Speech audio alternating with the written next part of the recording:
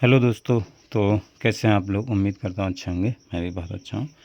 तो हम लोग क्लास 12th यानी कक्षा 12 का गणित पढ़ रहे हैं, ठीक है, जिसमें हम लोग पढ़ रहे हैं chapter number 5 continuity and differentiability, सातत्य तथा अवकलनीयता। ठीक है, इससे पहले हमने देखो इसके बहुत सारे सवाल कर लिए हैं, तो यदि आप लोगों ने नहीं देखे तो आप पहले उन्हें ज़रूर देख लीजिएगा। देखिए, आज एक बहुत इंपॉर्टेंट सवाल करेंगे। हम लोग क्वेश्चंस ही कर रहे हैं और मैं ज़्यादा से ज़्यादा आपको क्वेश्चंस करवा दूंगा ताकि आपको मतलब कंटिन्यूटी और डिफरेंशिएबिलिटी में कोई दिक्कत ना हो। ठीक है, जैसे देखो ये क्वेश्चन है, पिछली बार हमने मॉड का कॉन्सेप्ट शुरू किया था। तो अगर आपने पिछले वाला इससे लेक्चर नहीं देखा तो आप उससे ज़रूर देख लीजिएगा, क्योंकि वहाँ पर मैंने आपको मॉड के बारे में बताया था कि मॉड फंक्शन क्या होता है। ठीक है, तो उससे आप ज़रूर देख लीजिएगा। देखो ये क्वेश्चन है, इसमें बोला एफ एक्स बराबर मॉड एक्स अपॉन एक्स जब एक्स ज़ीरो के बराबर नहीं है, और जब एक्स ज़ीरो के बराबर है तो फंक्शन की वैल्यू है 1।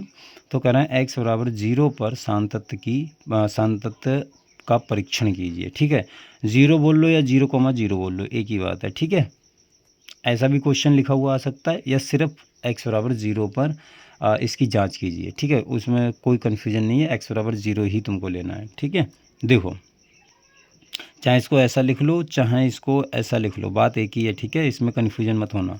कई बार क्वेश्चन ये लिखा हुआ है, कई बार ये क्वेश्चन लिखा हुआ है, जैसा पेपर में आया है दोनों तरीके से आया, तो आप जैसा मर्जी चाहें वैसा लिख सकते हैं। ठीक है, देखो इसमें मॉड है, तो जो मैंने आपको बताया था मॉड आ जाता तो हम वहाँ पर लेफ़्ट हैंड और राइट हैंड लिमिट ज़रूर ही निकालते हैं। ठीक है, दोनों साइड की लिमिट निकालेंगे ही निकालेंगे। ठीक है, जैसे सबसे पहले आप इसको सही से लिखो, है क्या एक्चुअल में। देखो, मैंने आपको बताया था कि मॉड, पिछली क्लास में बताया था कि जो एफ एक्स है, अगर मान लो मॉड एक्स है, ये फंक्शन है, मॉड वाला फंक्शन है, तो इसमें आप क्या कर सकते हो, ये इस प्रकार से बोलता है कि अगर एक्स होगा, अगर तुम्हारा x greater than equal to 0 होगा, और माइनस एक्स होगा यदि तुम्हारा एक्स लेस देन 0 होगा, इस प्रकार से होता है। ठीक है, तो यहाँ पर देखो मॉड है, अगर तुम इसे सही से लिखोगे तो अगर तुम्हारा x, ये अलग है, ठीक है, ये अलग साइड में है,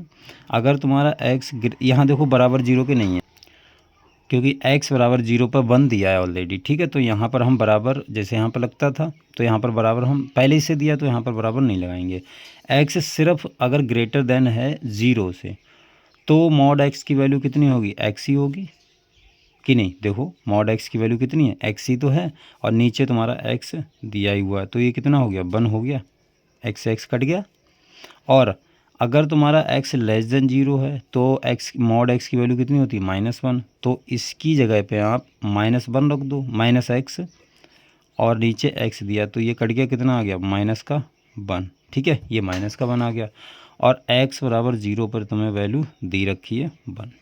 ठीक, तो ये फंक्शन आ गया। इस प्रकार से इसको पहले आप लिख लो, राइट।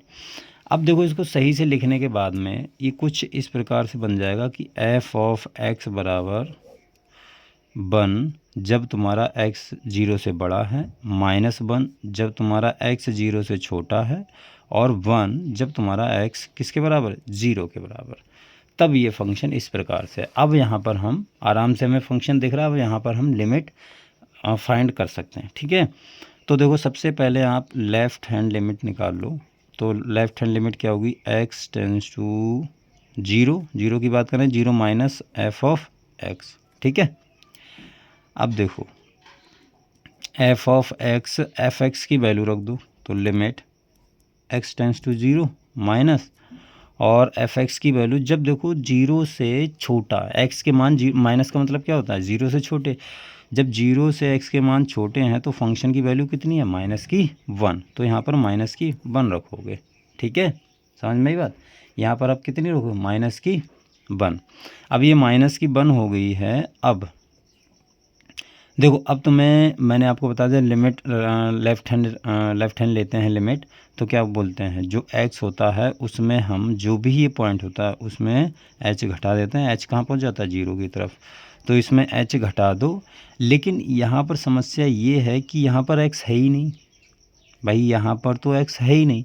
तो जब x नहीं है तो कोई बात नहीं, आप सिर्फ ऐसा रखो h टेंस टू 0, ये तो -1 ही रहेगा, क्योंकि x है नहीं। अगर x होता तो हम इसमें लिमिट लगाते। अब x है नहीं तो इसमें मतलब अगर x होता तो x की जगह पर हम 0 माइनस h रखते, लेकिन यहाँ पर x हमने पहले ही सॉल्व कर लिया है। ठीक है, अब चाहे तो बाद में सॉल्व करें, चाहे तो यहीं पर सॉल्व कर सकते हैं। ठीक है, कोई दिक्कत नहीं, उसमें क्वेश्चन गलत नहीं होगा। राइट, तो यहाँ पर x नहीं है तो इसको जैसा है वैसा ही रहने दो, -1 है तो -1 रहने दो।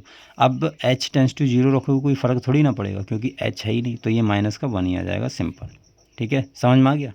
Right, okay. तो देखो लेफ्ट हैंड लिमिट कितनी आई है, -1। ठीक है, और इसी प्रकार से हम राइट हैंड लिमिट निकालेंगे। राइट हैंड लिमिट क्या होगी, limit x tends to 0 plus f of x। तो देखो limit x tends to 0 plus, और जब तुम्हारा x का मान 0 से बड़ा है तो फंक्शन की वैल्यू कितनी है, 1। तो ये आ गई तुम्हारी 1। अब राइट हैंड लिमिट है तो h टेंस टू तो 0 जाएगा, और x की जगह पे कितना रखेंगे हम, x की जगह पे रखेंगे 0 प्लस h, तो h चला जाता है 0 की तरफ। ठीक है, ये बातें आपको ध्यान में होनी चाहिए। लेकिन यहाँ पर अनफॉर्चुनेटली x है ही नहीं। ठीक है, तो यहाँ पर सिर्फ 1 है तो 1 ही रहने दो। अब लिमिट लगा दो भाई, जब h है नहीं तो लिमिट क्या काम करेगी, सीधे अचर पद है तो उसको वैसे ही लिख देंगे, लिमिट हट जाएगी। ठीक है, जब होती तो उसको हम लगाते। तो RHL तुम्हारा आ गया 1, और x बराबर 0 पर जो फंक्शन की वैल्यू है वो कितनी है, fx पर, मतलब fx कितना है, 1 है ना। x बराबर 0 पर देखो, x बराबर 0 फंक्शन की वैल्यू कितनी है, 1। तो अगर यहाँ पर आप x का मान 0 भी रख दोगे तो कोई फ़र्क थोड़ी ना पड़ेगा, ये 1 का 1 ही रहेगा, वो तो अचर पद है। तो यहाँ से देखो क्या निकला, चूँकि जो लेफ़्ट हैंड लिमिट है वो कितनी है, -1, और राइट हैंड लिमिट कितनी है, 1, और फंक्शन की वैल्यू कितनी है, 1। तो यहाँ पर left hand limit right hand limit के बराबर नहीं है, चूँकि -1 नॉट इक्वल टू 1, इसलिए fx फलन संतत नहीं है, नहीं है। ठीक है, ऐसा आप लिख सकते हैं, कोई दिक्कत नहीं है। ठीक है, तो ये देखो इनमें हम लेफ़्ट हैंड लिमिट और राइट हैंड लिमिट दोनों निकालेंगे बड़े ध्यान से, क्योंकि ये हमारे सवाल मॉड वाले दिक्कत करते हैं और इम्पॉर्टेंट भी होते, आते भी हैं। ठीक है, तो आप इसे ऐसा सॉल्व कर सकते हैं, कोई परेशानी नहीं है। ठीक है, बिल्कुल जैसा मैंने बताया, हम इसको यहीं पर सॉल्व कर लीजिए, अगर बाद में करना चाहें तो बाद में सॉल्व कर सकते हैं।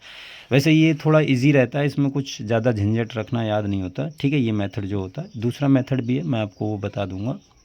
ठीक है, तो आज मैंने आपको ये सवाल बताया है। ठीक है, बहुत इंपॉर्टेंट सवाल है, आप इसको ध्यान से करिएगा। अगले हम और भी सवाल करेंगे, बहुत बहुत अच्छे सवाल। तब तक के लिए आप इसको नोट कर लीजिए, और जैसे आपको इस टाइप के सवाल मिले उनको सॉल्व कीजिए। राइट, चलिए आज के लिए इतना रखते हैं, मिलते हैं अगली वीडियो में, तब तक के लिए बाय।